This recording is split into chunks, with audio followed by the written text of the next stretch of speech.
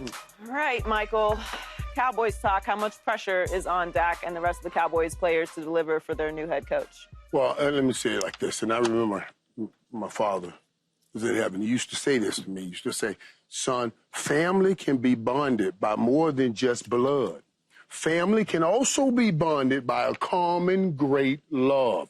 And all these players, their common great love was, this is our coach. Now what I need out of them is to come together as a family and play like they're trying to represent, we made this choice. I say all the pressure laying smack dead right on that team. Nobody had Coach Schottenheimer getting an opportunity to be a head coach, let alone talking about an opportunity to be the Dallas Cowboys head coach. And as conversations have gone on, I heard, from people that he's so charismatic, real good talking with people and everything. So I want this to be the moment. All the past years, Dallas has had the players with the skill, but I've always complained that I didn't see the collective will. This, I hope, it helps them become and have that collective will, become a tighter family, get all of that DeMarcus Lawrence and Michael Parsons arguing out the locker room, and let's get on one common goal, and that's winning for our coach, because we put him in a pressure-tight situation. Your Cowboys? No, they're not my Cowboys. Michael's Cowboys. Only my Cowboys is they the higher prime. When they're winning, they're your Cowboys. Yeah, I'm like winning too. Higher prime Cowboys, not winning, not Cowboys. How much pressure is on them to deliver for their new coach? Well, there's always pressure to win. We all know that, right? Right. But it's even more pressure to win in Dallas and for the Dallas Cowboys because they haven't won postseason in a long, long time. Regular season, they've always figured out how to get into the playoffs, win X amount of games. So, when you think about it, they didn't put that extra effort in for Mike McCarthy. Now, why would I, right now, today, as it sits, believe that they're going to put in extra effort for Schottenheimer, who was on McCarthy's staff? Why am I to believe that? Other than them approaching it the same way they've always approached it, that we've got to win games, we've got to do the things that within our capabilities of this team, our leadership, all of those sort of things, they did for Mike McCarthy. Now, all of a sudden, you're going to go an extra mile for Schottenheimer, 2 miles for Schottenheimer, 3 miles for Schottenheimer? You're going to just go overboard for him? I mean, I don't necessarily see it that way. There were coaches that I would sit here and admit, yeah, even when I broke my neck, I would have risked coming back for Jimmy Johnson. You know what I mean? Because it's Jimmy Johnson. And prior to you hurting yourself, you played along with Jimmy in right. So I'm saying, the 3 Super Bowls. So I'm hoping, since Dak has had some of his best years the last 3 years, prior to last year, years before that, prior to last year, even coming off the injury, that somehow they have formed a great union. Yeah, that is true. Somehow I had a great relationship with Axe, your receiver coach, and I never played for Axe. That was my boy. And I never played for Axe, but I had a great relationship with him. You throwing his name out here right now. But I never played for him. Right. And I had a great relationship. Right. When you play for somebody, you're going to have a great relationship with that individual that's coaching you as a quarterback coach, receiver coach, O-line coach. But we're talking about, Paul, 53 members of a team, plus whatever staff, plus the medical staff, plus the practice squad guys. They all got to be able to pitch in to help you conquer the common goal at the end of the day, which is to make a run deep into the playoffs. We ain't talking about winning 12 games, because they could win 12 games. They could have won 12 games with Mike McCarthy again last year, but everybody got hurt. But they don't have the talent that they had over those years either right now. So coming together with a collective will is going to be paramount if you don't even have the kind of skill. Because Washington has grown with Jaden Daniels over there. Philadelphia, they're going to continue to grow. So it's going to take a collective will. It's going to take them physically and verbally admitting we got to play better and play together.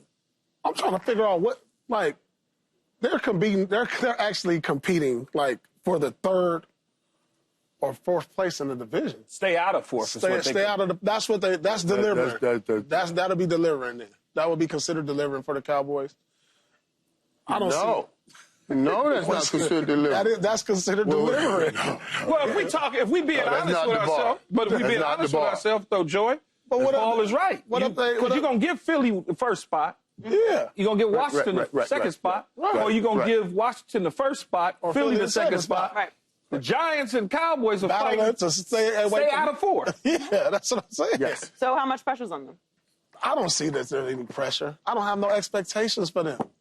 I mean, they didn't make any offseason moves. Yeah, I know it's the Dallas Cowboys, America's team, and the star hasn't won since Michael's been there. I say no pressure, no expectations. Pressure's a privilege. They're not privileged to have that. So if they're going to continue to stand still, not make any moves, try to get better through the draft, no pressure on the Cowboys. I'm sorry. You know, I tend to agree with Paul. I honestly don't know. I don't know how much people are going to care about the Cowboys this year. I don't think they have it anymore. Oh, you guys joking. You guys are going. Every game they lose, you're going to start the show. Cowboys lose again. Are you joking? I think they're going to have to lose with flair. I don't know. I kind of think they're cooked. Unless they come out this year with a really good season and win a playoff game. I mean, is anyone – we just talked about the division, right? So, at best, they're third in the division. And I actually like the moves that the Giants have made, and they're not finished. Who's saying they're not going to add Shedeur? So, at the very least, the Giants will be more interesting than the Cowboys. Where do they pick? Where's the Cowboys pick? They pick 12. 12. Well, let's break this. Let's talk about this, though. Let's talk about this. All of those other teams you just talked about, we're not going to be starting every show with if they lose every game. If the Cowboys do, we're going to start every show. They lost again. They lost again. They lost again. I don't know, because I don't expect them to be. What is their over? Right. 7.5. Yeah, I don't think like other years. No, but like other years. Good. But like other years, Michael and Joy just said it. They're not supposed to be that good. All these other years, they were supposed to be good. Right. But that's not going to stop. That's not going to stop, Ned. He's just going to find a different arrow, a different target to shoot at. He's going to be the target. That the fella right there. That got Jerry Jones hand-picked. Y'all going to be killing him. We're going to come up with things every week. What do y'all say? It seemed like he just, not big enough. He was like that's what I'm saying. Not big enough. And he's about to be. We don't want to talk about him. That's what I'm talking about. He's about to be famous unless these guys come together and say, we're not going to allow that because y'all going to talk about him and rag him up every day. Because every chance you get to go after Jerry Jones, you're going to use him as the bullet you put in the chamber. Yes, you are. Everybody's going to do that every day here on these desks. Guys, what's their over-under for wins this season? 7, 8 wins. I think it's 7.5. 7, 8, and that's just enough to stay right on the front desk and right on the top story.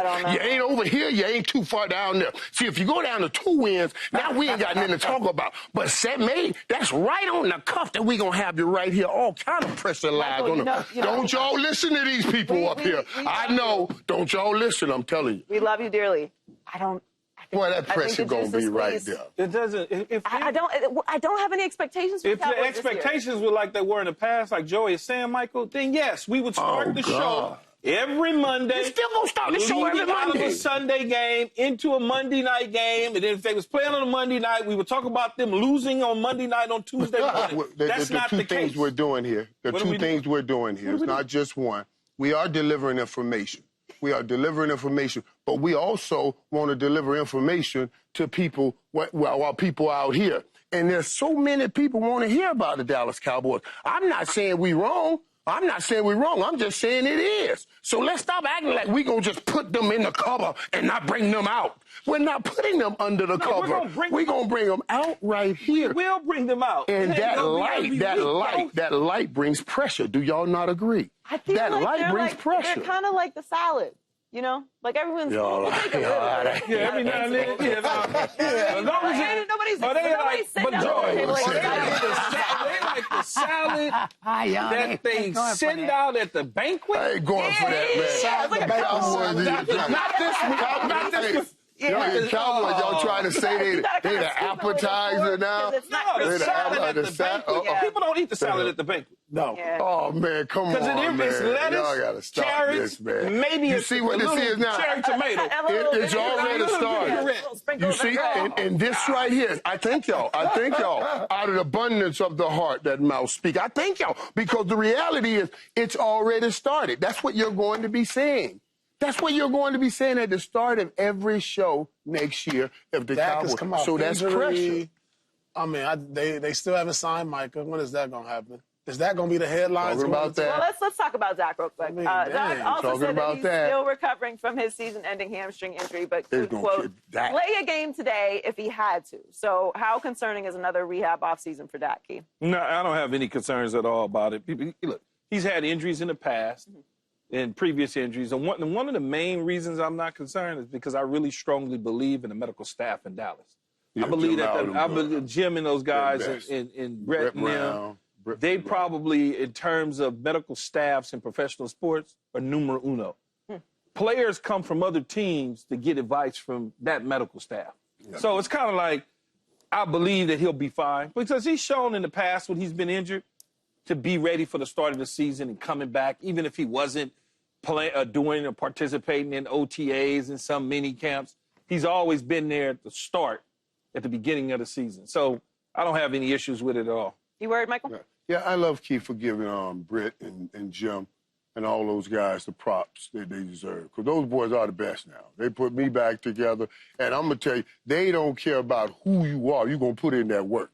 That's one thing about that staff over there. They'll make you put in the work. So I'm not worried about Dak's health. I think he'll be right, and I think he'll have one of his better years. He usually bounce back off of an injury and stuff like that. But I like the fact that Dak has talked about it. He said, I'm going to participate in some of the off-season stuff right now, because I've complained about, us talking about his contract all off-season and having to talk about his injury. So the fact that he's going to be participating, we won't be saying, well, is he going to be ready for game one? Will he be ready for training camp? And everybody can focus on winning. So, yeah, I'm not worried about it. I think he'll be fine. I'm worried. Injuries, what we got to understand about injuries, they take years off your career.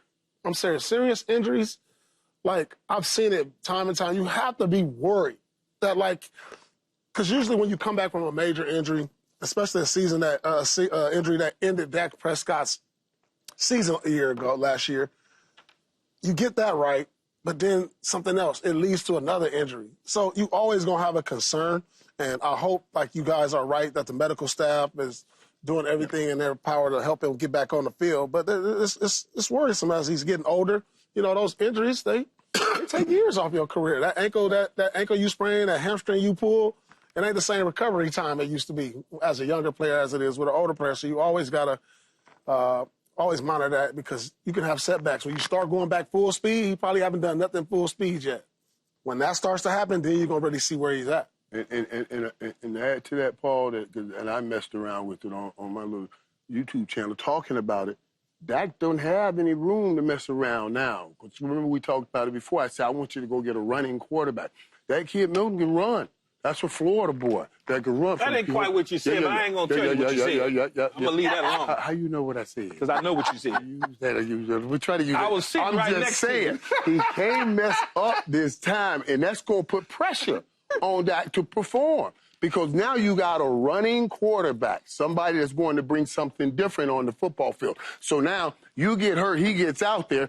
Dak Prescott can be Dak Prescott by Milton if he's not careful, like he did Tony Romo. See, I don't think that's there's too much money involved for him to worry about that at this stage of his career. He's not old. He's not a 39-year-old quarterback. Right, but if he takes another major injury and somebody comes on and start playing well, then they're going to start looking at how to get out. If they're not playing as well as he was playing prior to his injury, then there's nothing to talk about. Right, but this kid also brings something different that Dak doesn't bring.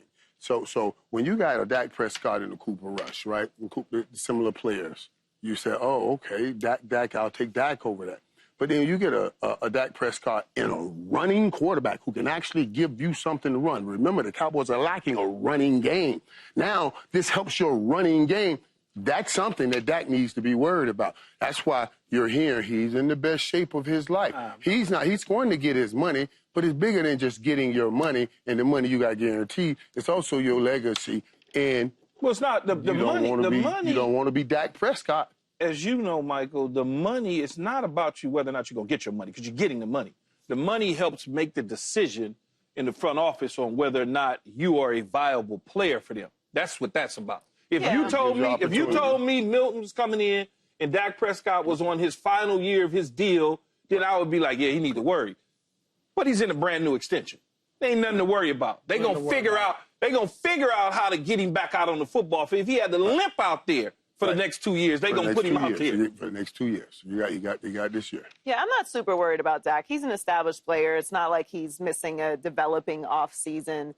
To Paul's point, obviously, once you start to have season-ending injuries, they add up, and that can be something to worry about. But he's been a pretty available player. He's a pretty durable player overall. And being that he said he feels good now and could play right now, obviously, once you get to full speed, it's a different conversation. We'll probably see a little bit of him in the preseason to just make sure he's getting back up and gearing up for the regular season. But I'm not super worried about Dak Prescott in the way that I'm worried about the team overall. But if the gift of Brian Schottenheimer is to bring more creativity to an offense that lacks creativity, he says he's going to bring in more motions and all of these things. Can you not extrapolate what I'm saying? Okay, you're bringing more gifts, and this kid comes in with gifts. You're going to incorporate that into an offense. I'm not saying they're going off of him. I'm saying it's pressure on Dak, not just to perform, not just to collect that contract, but also on what's behind him, because it's not a similar quarterback. Well, let's move on to one of the top prospects in next week's NFL draft. Shedeur Sanders' stock has fluctuated since the end of the college football season. Mock drafts have him anywhere from second overall to falling into the late first round. Shedeur says, for his part, the process has been fun, and he spoke about his approach when he meets with teams. So, Michael, do you like Shedeur's approach with teams? I love his approach. First of all, it's the only approach he should take, because the only approach he can take. He's only him, and he has to be who he is.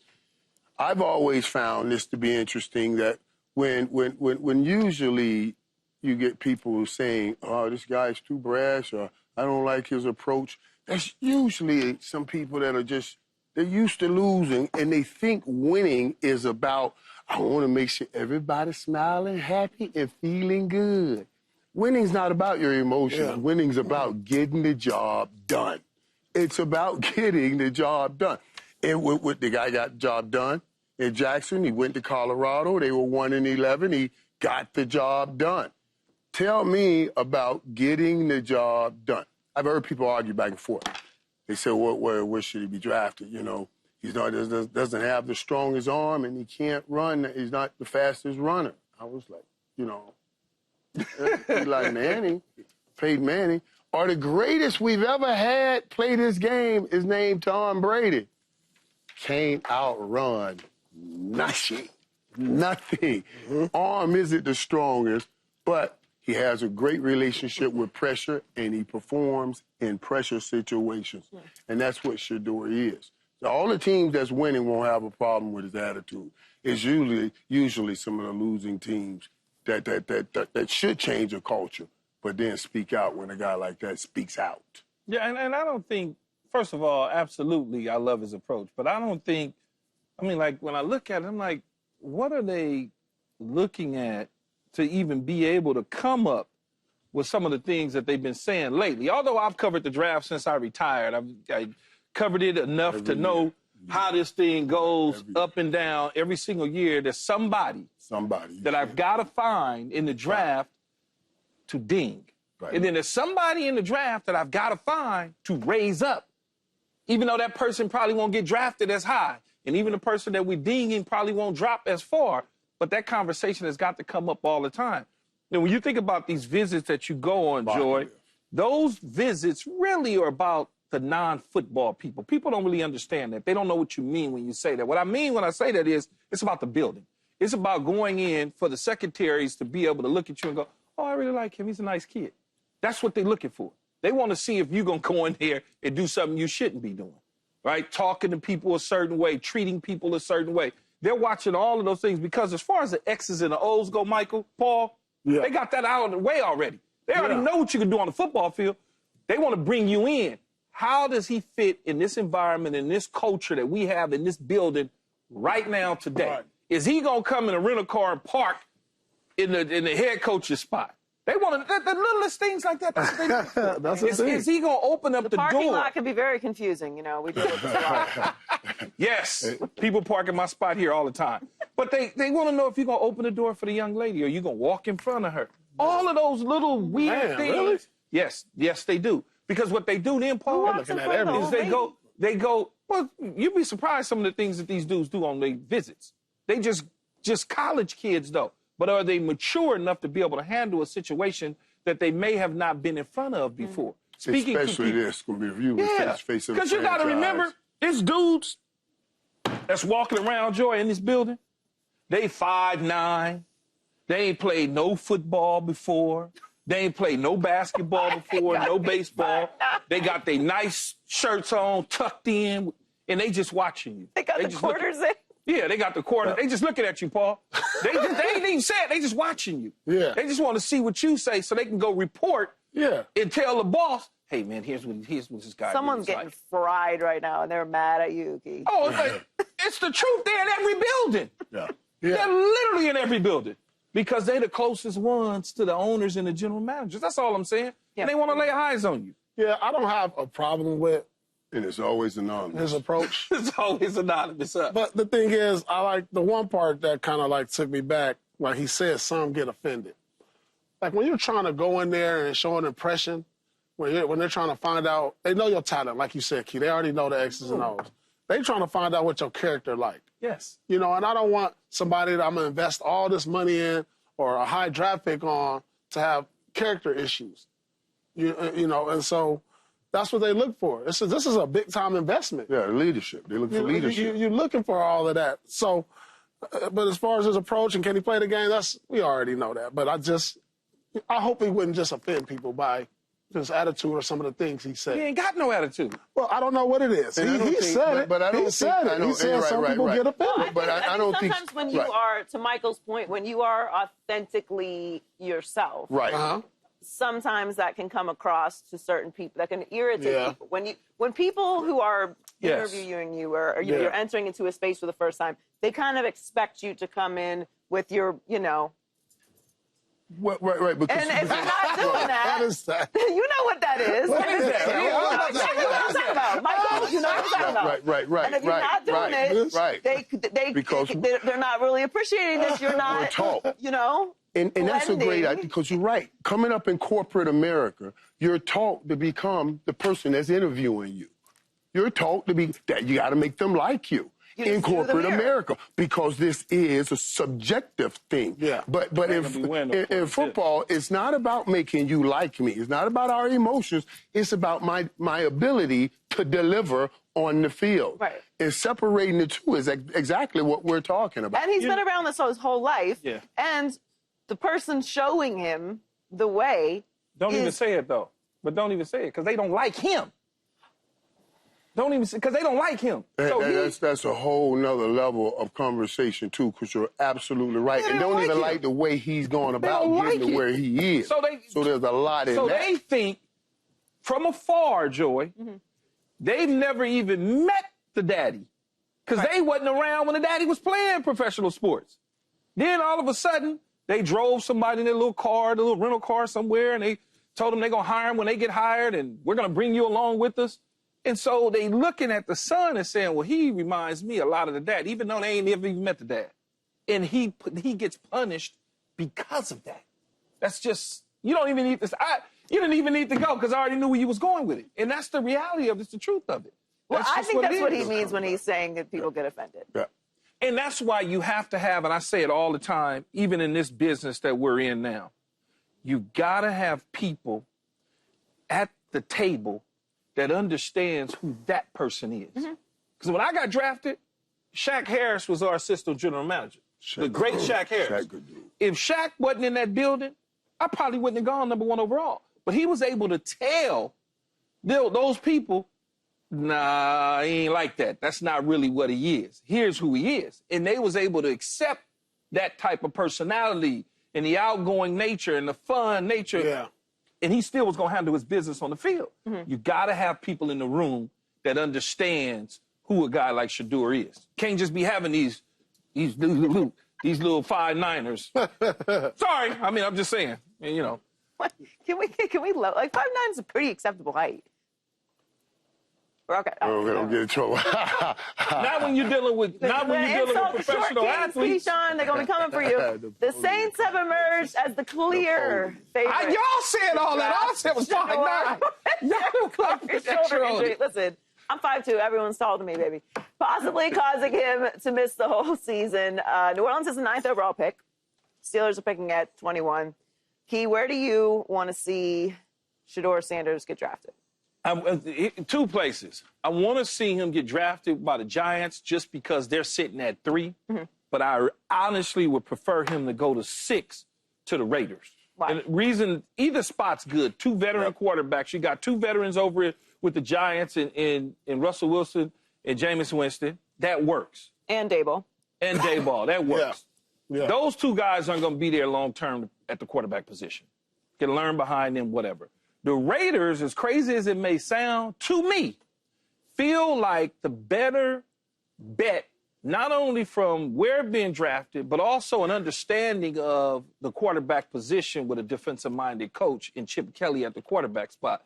Because you got Geno Smith there as basically a Band-Aid for 2 years. Let's call it 2.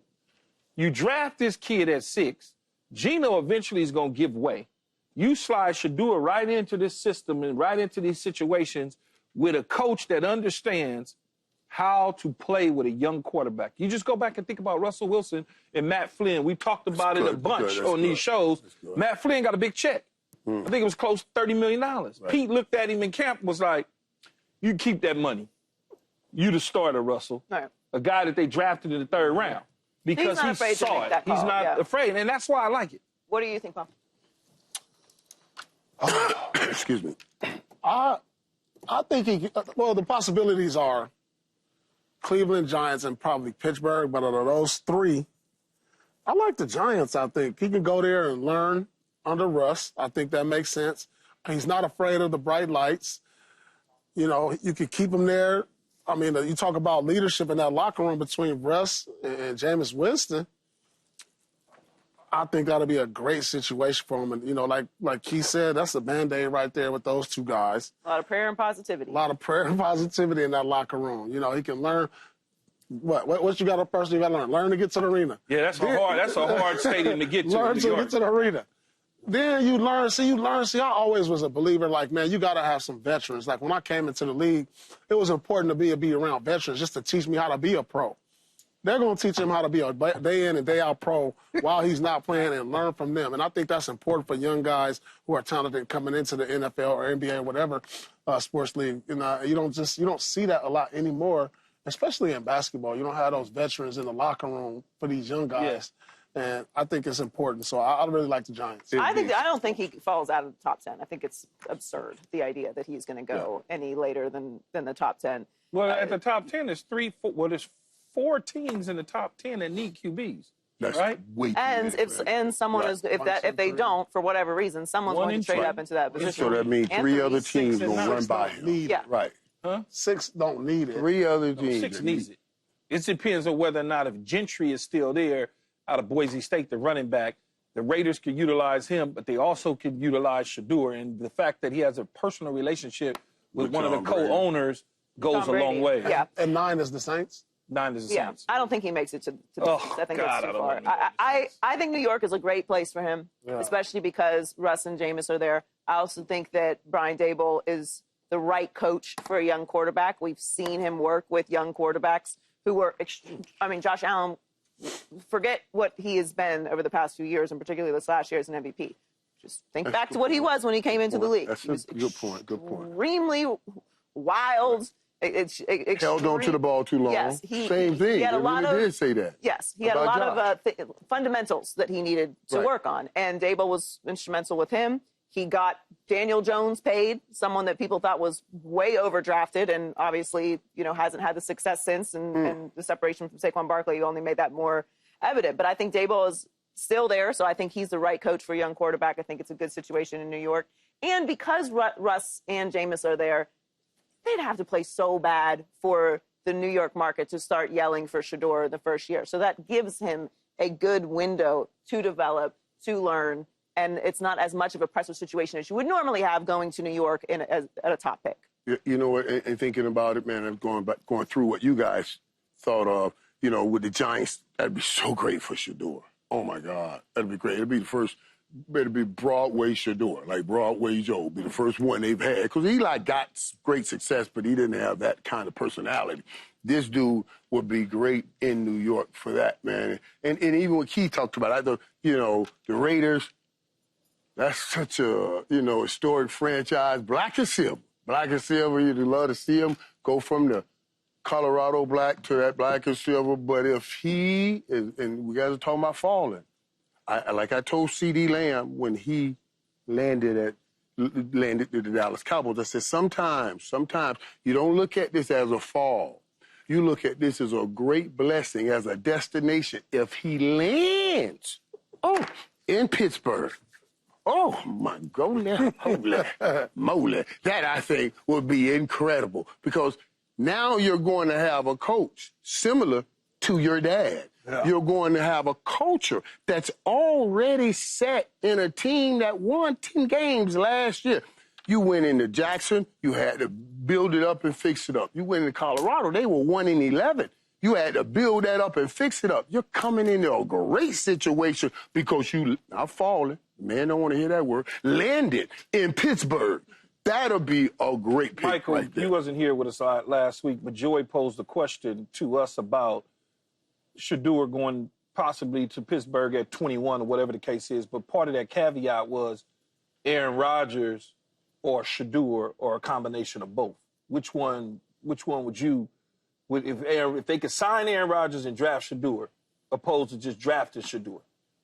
Boy, that's a great pick, man, because I would want the security. I would want to see what Aaron Rodgers can bring and give Aaron Rodgers. I would love to give Shedeur a year of grasp or even a training camp of grasping whatever Aaron Rodgers has. And if he goes, let's make it go. But if he slips one slip one bit, I'm going to sit him right there and run on out my young one. Get on out there and get that thing. The only drawback to him landing in Pittsburgh is the organization's pretty good. Now, you may have to give up the dream of ever playing with your dad. Them other places, your dad could be coming a year or two later because those coaches may not be as the coach? solid.